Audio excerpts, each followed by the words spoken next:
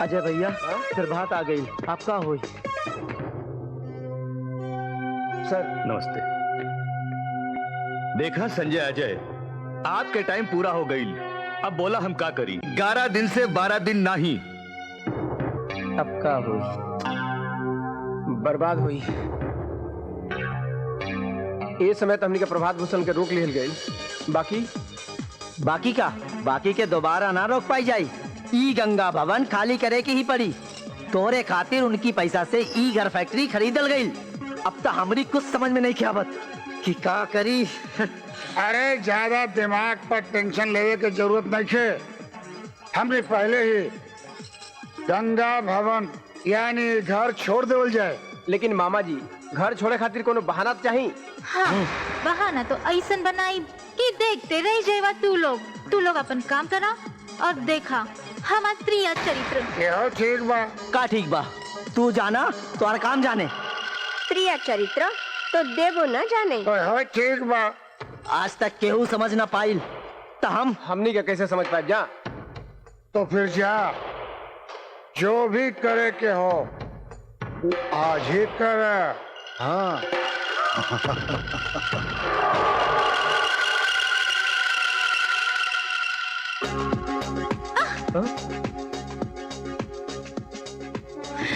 भाई साहब, हाय राम, हमरा के उठावा, हमार कमर, हाय राम।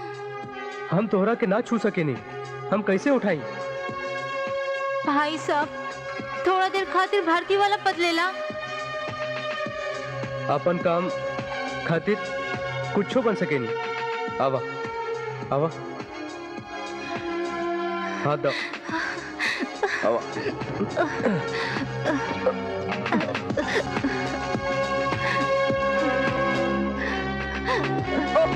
अरे भैया, ये का करत बड़ा?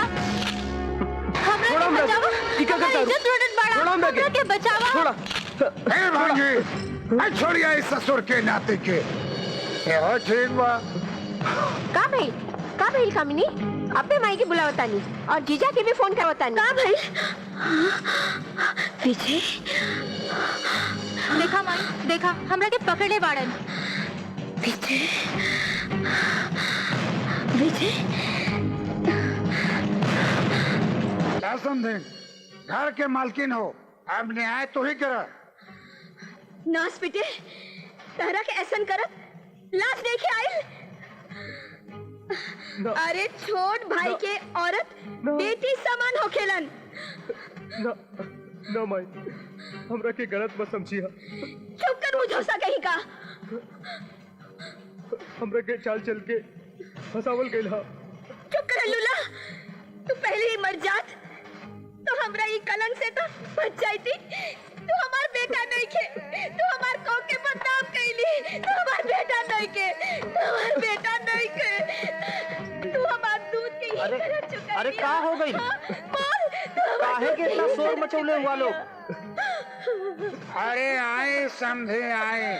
देखी तोहार विजय लइका हमरा भांजी सके। छी। अरे हमरा तो कहे में भी लाज आवत है। अच्छा भाई, बहुत अच्छा भाई कि भगवान हमारा आँख छीन लेता। नहीं तो जौन हम सुनत है वो देख के तो हम मर गए हुई। देखो माई, घर ही में जब कुल हुई तो केहू की इज्जत कैसे बची? हम तो घर में ना रह, बाहर कैसे गुजारा कर ले। हाँ भाई, अब हम ही घर में ना रह। आप अपने लड़का का लेके ई घर में रहा। तू केहू लोग ना जाए।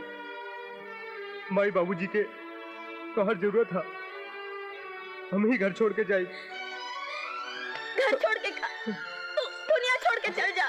नास पिटे, दुनिया छोड़ के चल जा। ना भाई, इनके लेके रहा तू ही घर में। हमसे जो न हो सकी हम करब। अगर ई घर से जाई तो लोग हम पर हंसी कि ई लोगन ने लूला भाई के घर से निकाल दी ना। चल जा, बाकी हम एकरा के गंगा भवन में ना रह दे।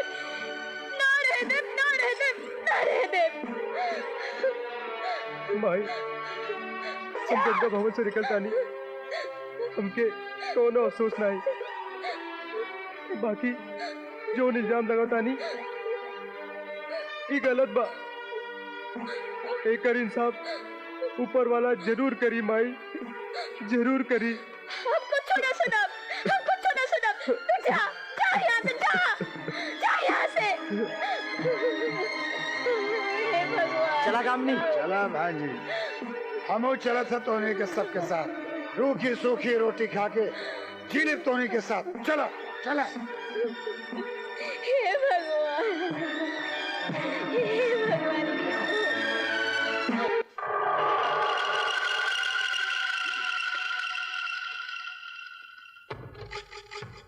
मान गई नहीं मामा तोहरा के। हम ता सोचता ही रह गए कि सांप भी मर गई और लाठी भी ना टूटल। आखिर ये चाल केकर हो भांजे? मामा सेवाराम के। हाँ मामा, आज के रात वो लोगन के गंगा भवन में आखिरी रात होके के चाहिए। लूला पता नहीं कहाँ भटकत हुई। अरे हमार छाती तो तब जुड़ाई जब गंगा भवन के सब लोग रोड पे आ जाई। यो ठीक बा। अरे बाबूजी ता आनर बाना करिए का कुछ ही एक दिन में तड़प तड़प के मर जाइयन। ना बेटा ना, मारिया मत, ना तो क्रियाक्रम में खर्चा उन्हीं सबके करे पड़े। माई तो हमनी पर विश्वास करी ना, काहे से कि माई के साथ इतना बड़हन विश्वासघात के नहीं जा। अरे मामा माई तो विश्वास में ही मर गई। अब चला जल्दी कर। अपन काम बनता, भाड़ में गया जमता। ऐसन हो से पार्वती की महिमा, जौन करे इनकर पूजा हर रोज, सब पाप से मुक्त हो जाए, मिले स्वर्ग लोक का सुख। हर हर महादेव, जय माता दी।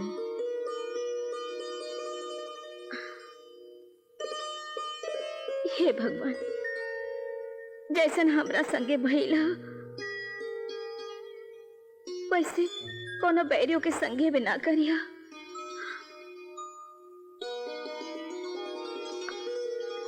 सोनी, गंगा जी। के हो भाई?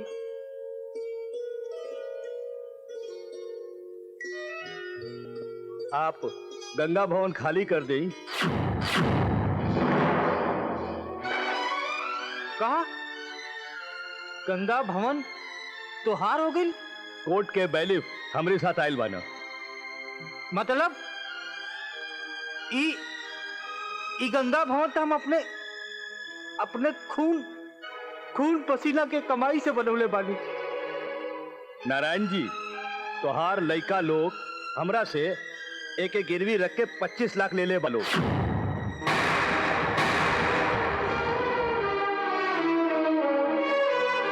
ई देखी राउर साइन भी बा।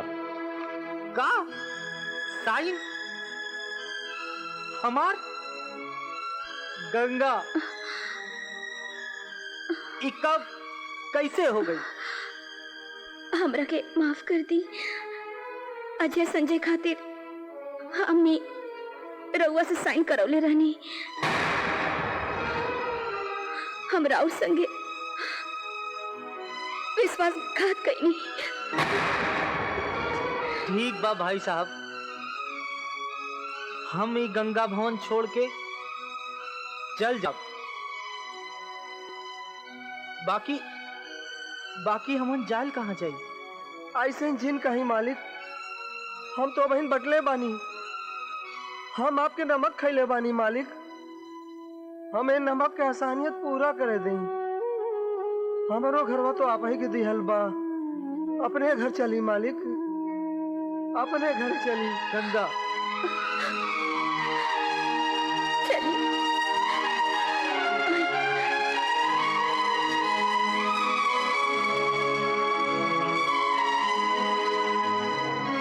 अब बेटा लोग धोखा दे देलस तो का भाई?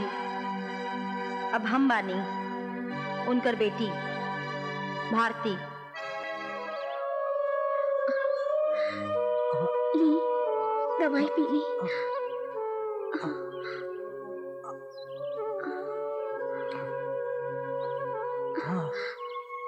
संभल के। हे भगवान, हमरा के जल्दी उठा लेता। कब तक ए लोग पे बोझ बनल रहब। ना, ऐसा मत कही।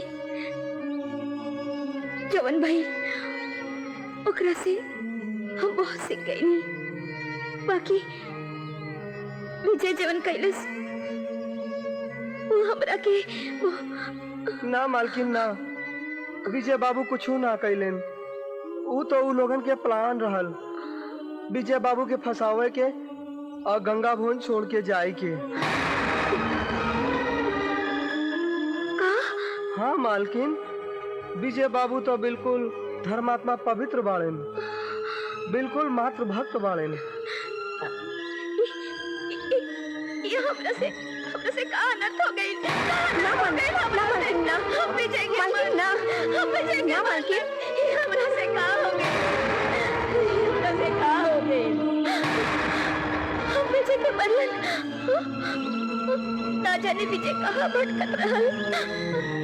हमार विजय, विजय, विजय, हमार विजय, ये हमरा से का हो गई, हमरा से पाप हो गई।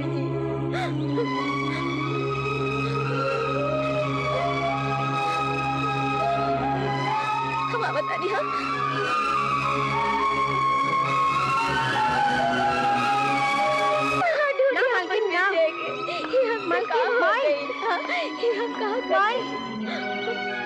का कर तारू माई, ये हमसे कहा अनर्थ हो गई नितिया, बहुत बड़ा अनर्थ हो गई।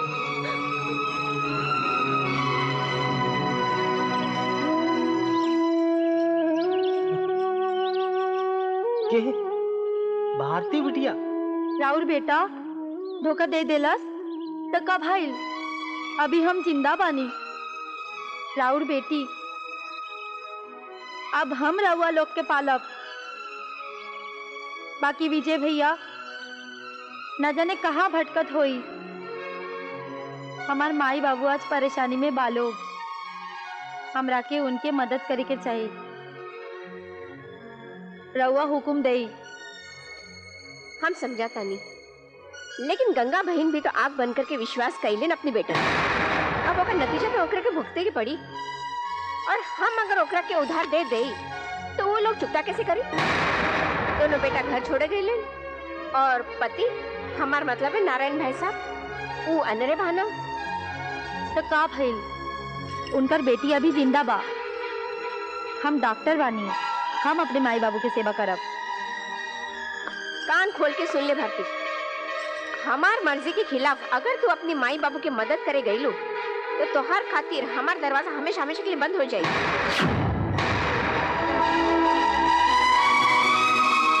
ठीक है माई, हम जाता नहीं। प्रणाम।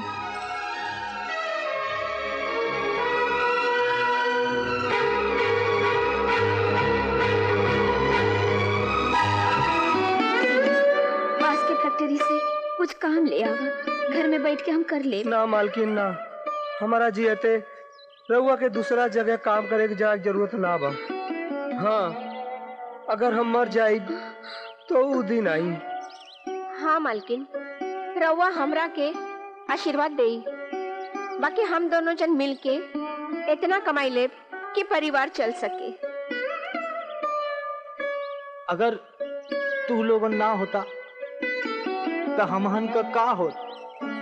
हम आनर मनई कहाँ जाई? ऐसन मत कहे मालिक, सब ठीक हो जाए मालिक। दीनू, अगर हमरहू लायक कोनो काम हो तो ली आवा। लोहार नहीं, हमरे हाथ में जान बा। ना बाबूजी, अभी हम जिंदा बानी। रउआ हमरा के पढ़ा लिखा के डॉक्टर बनावनी, हम रउआ के खाए भर कमा ले। भारती बिटिया, लोग काहे बदे लइका मांगन और लइकिन के पेटे में मरवा देना। हमरा के तो हमार भारती मिल गई। तो ना बाबूजी, हमरे होते हुए भी रउआ के आंख में आंसू, ये हम ना देख सकीला। भारती बिटिया, घरे तो सब ठीक बानू? जमाई राजा समधी समधन सब? ना माई, हम सबके छोड़ के आ गई नी रवा लगे, रवा के सेवा खातिर। का अपन घर छोड़ के चल आईली बेटी? अरे ये तो का कहता नहीं भारती, अपन ससुराल छोड़ के। माई हमरा के माफ करी हा, हम भावना में बह गई नी, हमरा से अपने माई बाबू के दुख देखल न गई और हम रउआ से झगड़ा करके चल गई नी। एकरा खातिर हमरा के माफ करी माई। ना बेटा, गलती तो हमरे से भई। हमरा के तोहार पर अभिमान बा। भगवान सबके तोहार जैसन बहू और बेटी दे। आज तोहरी खातिर हमने के अपने रिश्ता के मान समझ में आ गई। ना बेटा ना, और ऐसे समय पर अगर सगे संबंधी ना हाथ बटाई तो के हाथ बटाई? तो हर जोन जी चाहे वो चीज ले जा। और हाँ सुन, आज से तू हमार पतो ना बेटी होबो, साक्षात लक्ष्मी। और तोहर सारा दुख हमार बा।